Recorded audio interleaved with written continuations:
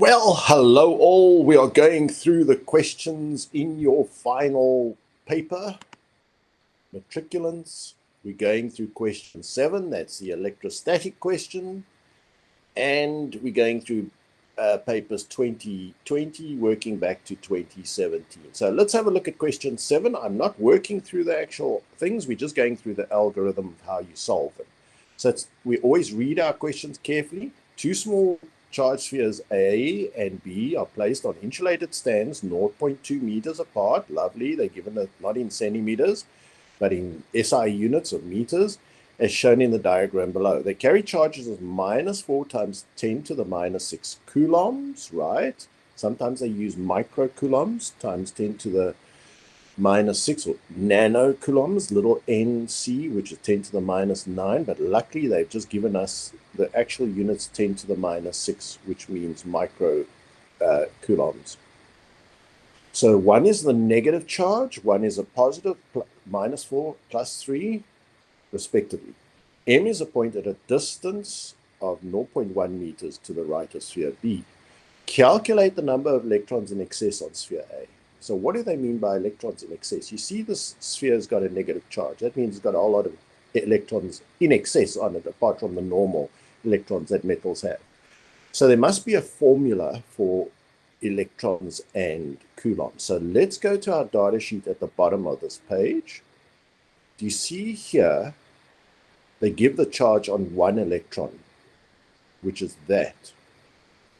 So if you divide this charge into the number of coulombs, you're going to get the number of electrons. So I wonder if there's a formula, anywhere in this paper, I actually haven't checked, but logically the number of coulombs, yes, there must be, number of electrons is coulombs divided by the charge of an electron. So we're just going to take this formula to find the number of electrons is the coulombs divided by the charge of an electron. We find the charge of the electron on our data sheet. So we're going to apply that formula, and bingo, there's the answer. To 7.1. Calculate the magnitude of the electrostatic force exerted by sphere A on sphere B. First of all, this is negative charge, this is a positive. Do they attract or repel each other? Opposites attract. So there's going to be attractive electrostatic force. There's a formula which is on our data sheet, F equals K, Q1, Q2 over R squared. We're going to use that formula to find the force. K is again here at the very beginning. We look for it there. Coulomb's constant K is 9 times 10 to the 9. Okay, so there's the formula. There's the constant. And so we're just going to plug those values in to find the force. K equals Q, F equals K, Q1, Q2 over R squared. Describe the term electric field. It's an area in space in which a test positive charge will experience a force of attraction or repulsion. Calculate the magnitude of the net electric field at point M. Now, to find a field, there's only one other formula, and again, let's just go back to our data sheet here. Electric field is KQ over distance squared. There's electric field strength, there's K, the same K, Q over R squared. So let's just have a look on the way back at our K again, 9 times 10 to the 9. So to calculate the field strength, what are we going to do?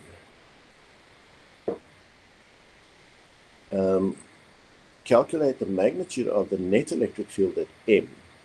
So if we want to find the field from B at M, we're going to say E equals K, Q, which is that, and over R squared. Then we're going to look at this field. So this field is going to be, if you took a test positive charge, this field from B is going to be pushing it. This field from A is going to be pulling it. So this field is pushing it. So the two fields, one is positive field, one is negative field. And so that's the only place you use the same formula. Now to find the distance is going to be 0.2 plus 0.1 is the R for this second one. So you're going to say E equals K Q, there's your Q, over R squared, which is 0.2 plus 0.1. And then you're going to work out the two electric fields, and don't forget to subtract them, because the one field, this field is to the left, this field is to the right. So you're going to subtract the two, and then you're going to come to a final answer for the electric field. Charged spheres A and B and another charged sphere D are now arranged along a rectangular system of axes as shown. The net electrostatic force experienced by sphere A is 7,69 newtons in the direction as shown in the diagram below. Okay. So now we got A, B, and D. A, B, and D. And they give us a force. Is this charge on sphere D positive or negative? Now, do they tell us any of them, the charges on any of them? Are we to assume that A is negative and B is positive? Are these the same, A and B? A is negative, B is positive? I presume we must, because I guess they're the same A's and B's, two small charged spheres. So now they're just taking the same spheres. So A is negative. Okay, so let's have a look. Negative, positive. So this is pulling on that. Now, is this one repelling or pulling? So A is negative, so this is positive. So this must also be positive. D must be positive. Because if you have a force up and a force to the right, the net force would be like that. If this was repelling it, this would be pulling, this would be repelling, then our force would be down. So one force is pulling up, one force is pulling to the right. So D must be positive, just like B. Calculate the magnitude of the charge on sphere D. So how are we going to do that? We've got, they just give us the forces that. And they give us the direction. Now, how are we going to calculate the magnitude of the charge on sphere D? Well, we've got, I'm sure, we're going to form a triangle surely out of these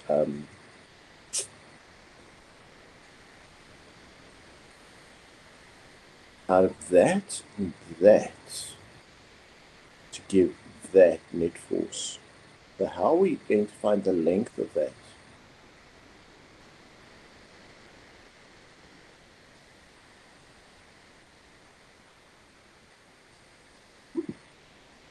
How do we do it? How do we find the magnitude of the charge on sphere D? If we've got a distance and a distance, got a force and a force, if we've got a net force, oh, I see. We know A and B are 0.2. A and B. So we worked out, let's just go back to here. We already worked out the magnitude of the forces between A and B. So the answer to 7.2 is A and B. So we know that force. So we take this answer of 7.2, and that is going to be the one force. Here's the other force. And now if we've got one force and another force, we've got the two sides of a triangle. And then if we've got two sides of the triangle, how are we going to work out the third side?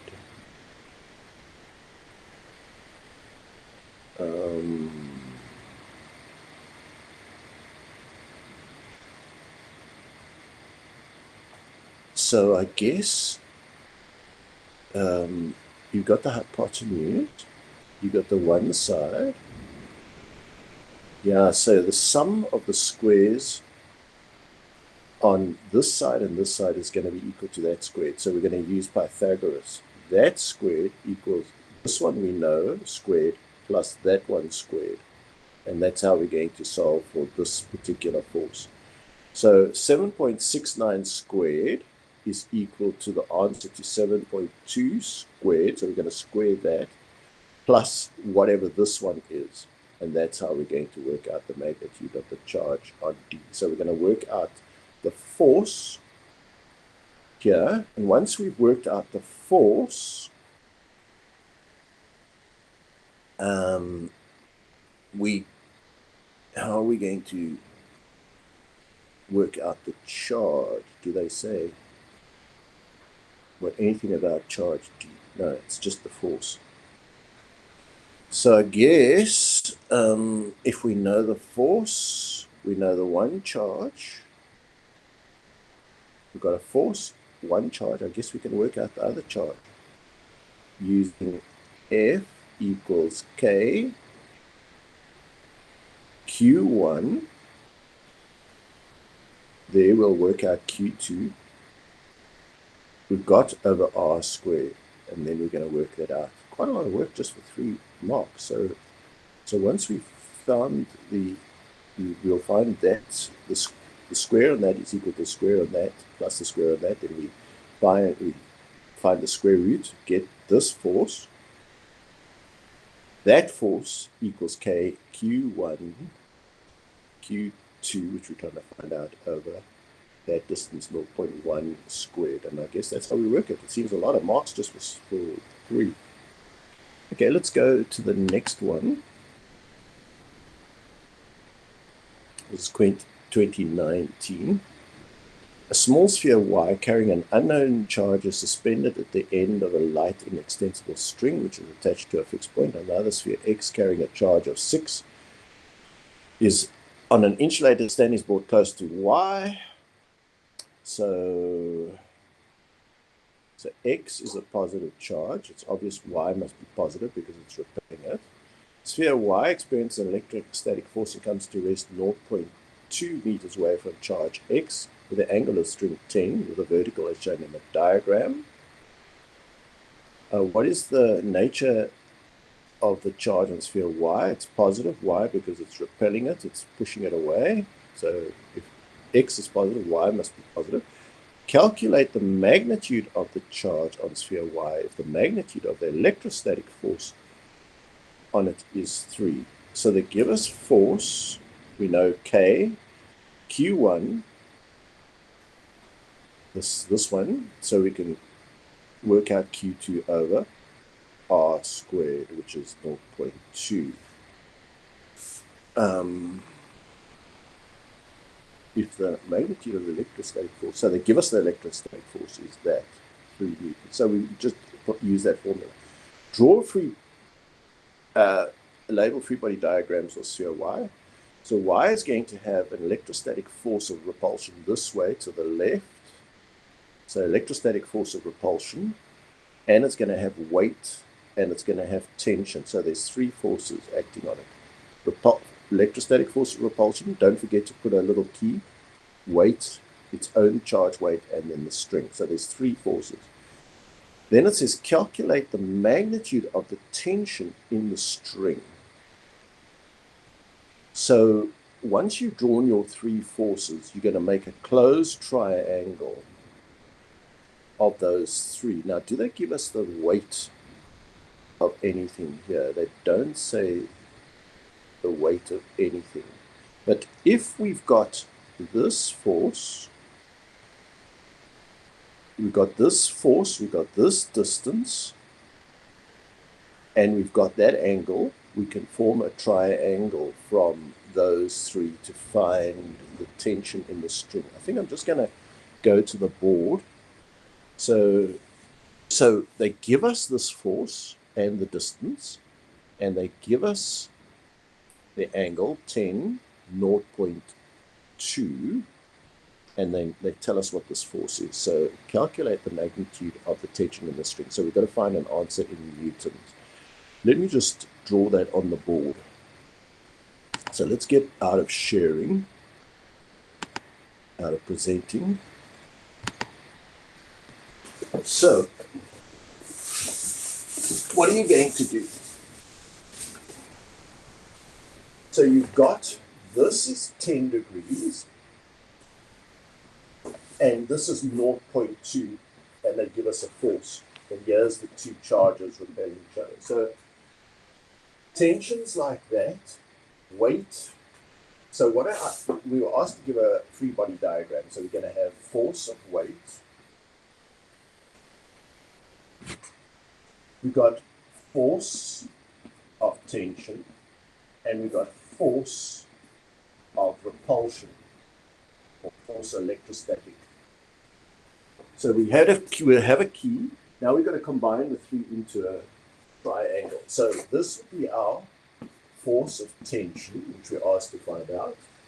This force, which is in that direction, is going to be our electrostatic force, which they give us the magnitude of. That would be the weight. This is 10 degrees. And they ask us to find the tension. So if we know that, we can say tan of 10 is opposite over hypotenuse. So tan of 10 is what they gave us. This one is that upon the one we're trying to find, and then we can find the force of tension. We don't have to know the weight. So let's go back to the question.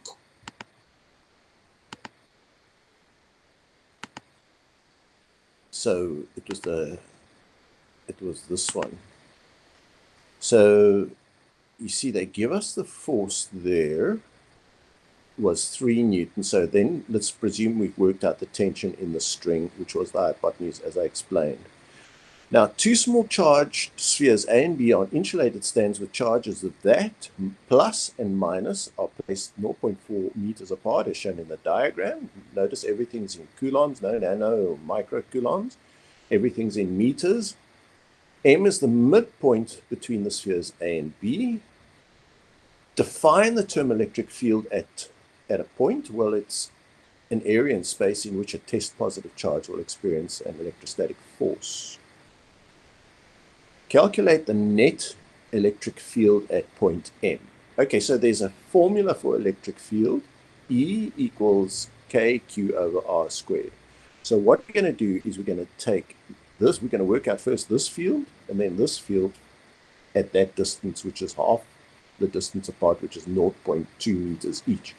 So we're going to say E for this A on M equals K is on the data sheet, Q over 0.2 squared, and then you're going to do the same here, another electric field, E equals KQ over R squared. Now, to determine the direction of the fields, remember, electric fields are vector quantities. You say if this was a test positive charge, then this field on that would be pushing it that way. This one would be pulling it, because B negative would pull on a test positive charge. So B's field is to the right, A's field on M is to the right. So both fields have to be added to calculate the net electric field at point M. So you use the two formulae and add the two fields, because both fields are working together on point M, and then you get your answer. Looks easy enough. 3 small identical spheres P, S, and T, so they're identical. So we know they repel each other. On insulated stands are initially neutral. Okay, they are then charged to carry charges of -15 and +2, respectively. The charged spheres, all 3 of them, are brought together so that all three spheres touch each other at the same time and are then separated. The charge on each sphere after separation is -3. So what is the way we work this out? We say that plus whatever S was. When they brought together, their charges cancel out, and then whatever's left gets divided by the number of charges, which is 3. So we know that when they were brought together, the total charge must be 3 times -3. So it was 9, -9 times 10 to the 9. Must have been what all 3 together had. Does that make sense? So when they separated, you divide whatever was the total charge by the number of charges. So the total charge when they were brought together was -9. So if this is -15 and that is +2, that is minus 13. How do we get to 9? We've got to subtract 4. So this must be +4. So this would be 4 plus 4 times 10 to the -9. 5, 6, -15. So that this 4 plus 2 is 6. -15 is going to give us our -9 divided by 3. Gives -3. So sphere S was initially plus 4. Determine the value of charge Q. Okay, so it was +4. Draw the electric field pattern. Okay, so this is associated with S and T. If this is plus and that is plus, we know that they form these lines that go, sorry, it's plus and plus. Just let me stop sharing for a moment and draw it on the board. So if you've got two spheres, so this is +4 times 10 to the 9, and this was also plus. They're going to do this. And the direction is going to be, if we put a test positive charge, a test positive charge here, and that's plus, that's the direction they repel. Put a test positive charge, it goes that way. So all of these are going away from. That's what our field is going to look like.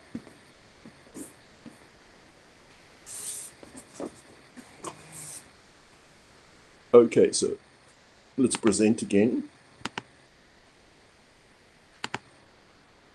So let's just see.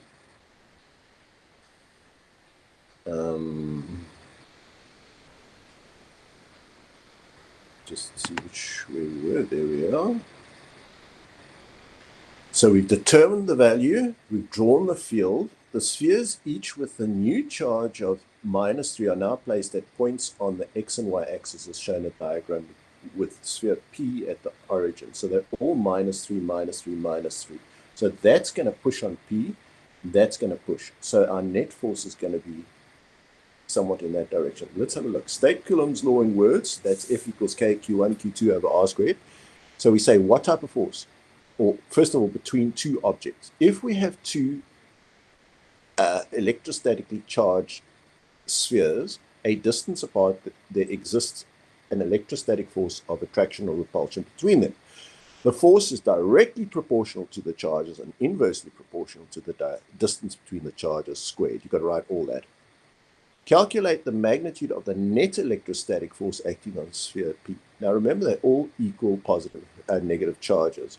So S is going to push P down. So there's a force down. T is going to push on P. There's going to be a force to the left. So our net force is going to be the sum of those two forces. It's going to be down and to the left. So calculate the magnitude of the net electrostatic force acting on sphere P. So we're going to first have to use Coulomb's law on that with this -3, -3, that distance. Then we're going to work out the force between that one and that one using Coulomb's law as well. F equals K Q1 Q2 over R squared. So once we've got our two forces, we draw them one that way and one that way. And then we're going to use Pythagoras maybe to find that squared plus that squared equals the hypotenuse squared. So then we're going to work out the net electrostatic force acting on the sphere P. The net electric field at the origin due to charges S and T. So we can do the same thing with field formula, E equals K Q over R squared. So we just use the field of this one, which is -3, at that distance, the field of this one at that distance, we add the two fields. So that's using that field formula. One of the charged spheres P and T experiences a very small increase in mass after it was initially charged. Which sphere, P or T, experienced the small increase in mass? So the one that goes more negative is going to be So this was plus 5, and it went to minus 3. So this one was plus 5, plus 4, plus 2. They both all together went to minus 9. So all the plus spheres will gain electrons to become negative. And so T and S gain. So which of those? T. So T gained mass. Which sphere? P or T? T gained mass. Calculate the increase in mass. So T went from plus 2 to minus 3. That is a change of 5 times 10 to the minus 9 coulombs. So now you're going to find out how much by going to this formula. N is the change, which was 5 times 10 to the minus 9, over the charge of an electron is the number of electrons. So let's go and find the charge of an electron, which is in our data sheet there. So we divide the coulombs by this to get the number of electrons, and then we take that answer and multiply it by the mass of the electron, which is this answer, and we get our final mass change. So there's what we do.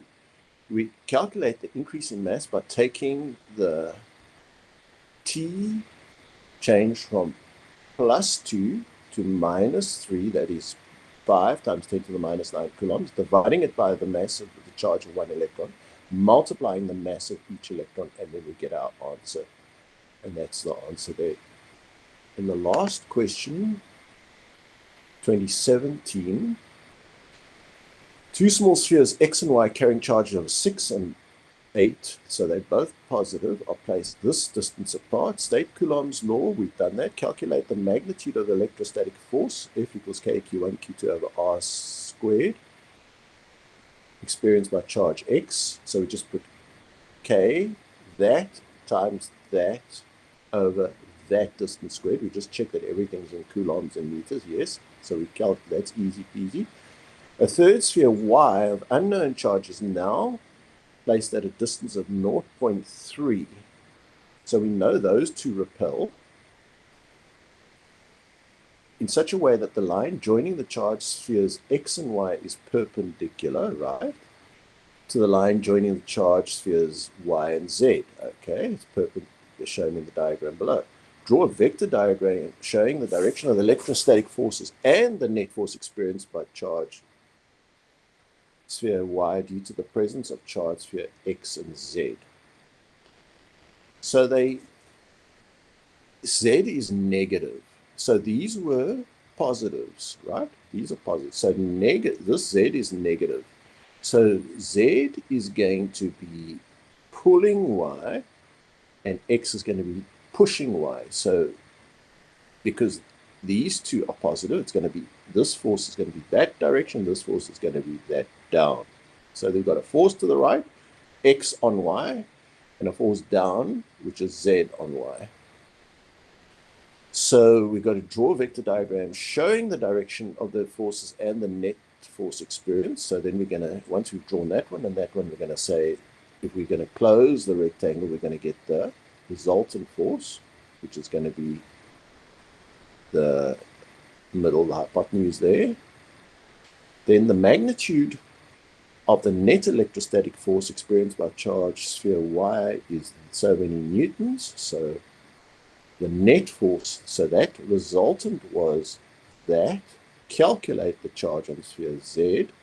So what are we going to do? We've already worked out this answer here in 7.2. So we know already this force. So there's our one side of the rectangles that. They tell us the magnitude of the net force, that is the hypotenuse, is going to be there. They give us that one. So we got this and we got that. And therefore we can use tan to find out the missing side. Tan, can we use tan? We've got this one and that one. Therefore, we can work out that one from tan.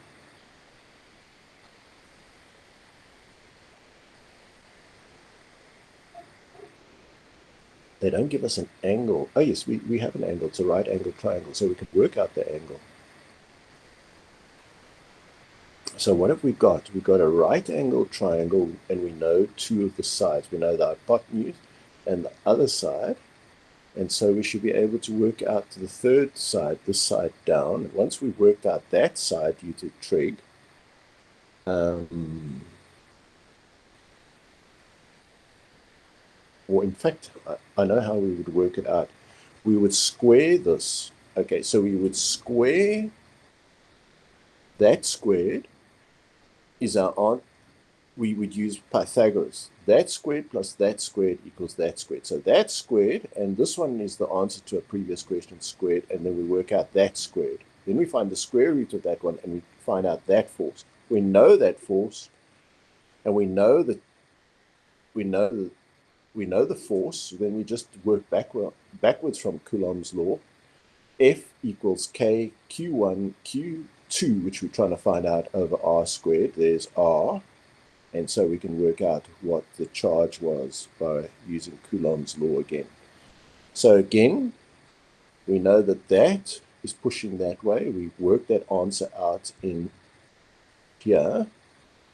They give us this one. So this one squared equals that one squared plus that one squared. So we work out that one. We find the square root. We then work out that force. Once we know that force, we apply it in Coulomb's laws. F equals K Q1, which is this one. Q2, which we're trying to find over this distance squared, and then we work out that distance. There we go.